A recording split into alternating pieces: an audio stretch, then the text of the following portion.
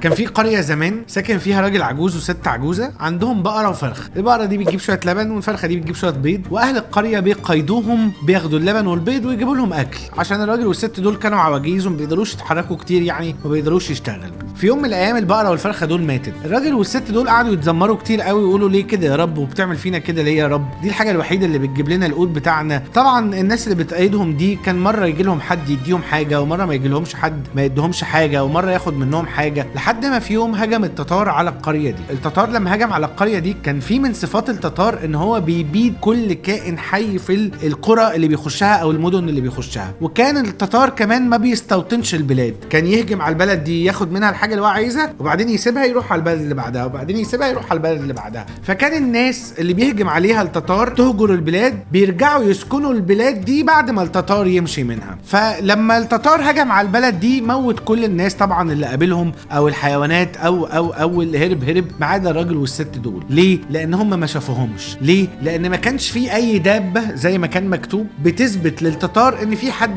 يسكن الكوخ ده او العش ده، فسابوا الراجل والست دول حيين عشان ما شافوهمش ومشوا، لحد ما جه الناس التانية اللي هي هربة من التتار برضو تسكن البلد دي وتعمرها. فلما دخلوا البلد دي لقوا الراجل والست دول، فكان فيهم حكماء فابتدوا يعالجوهم ويصححوا لهم صحتهم وخلوا الراجل والست دول هم حاكمين المدينة يعني. فالقصة هنا كانت بتحكي ان تدبير ربنا في حياتنا بيبقى مختلف تماما عن فكرنا احنا في حياتنا. انا مش عايز ادخل الموضوع ليه علاقة بربنا قوي، بس عايز اقول ان كل مدير رفضك، ان كل حد زعقلك، ان كل مشكلة قابلتك، ان كل بنت سابتك، ان كل امتحان سقطت فيه، ان كل حاجة وحشة حصلت في حياتك هي ممكن تكون سبب ان انت بعد كده تكون امير او تكون ملك. انا عايز بس اخد الموضوع ده واروح بيه ناحية ان احنا لما يجيلنا مشاكل في حياتنا يبقى طبيعي ان في مشاكل في حياتنا، ان لما يجيلنا حاجات في حياتنا تحزننا وتضايقنا يبقى ده طبيعي، واحنا ناخد الموضوع ده دايما بالمنظور الايجابي ليه، بان احنا نبص للحياة دي ان هي بتعمل حاجة عشان تاخد حاجة، ان هي بتجيب حاجة في مقابل حاجة تانية، لان هي مش هتفضل سالكة على طول، ومش هتفضل حلوة على طول،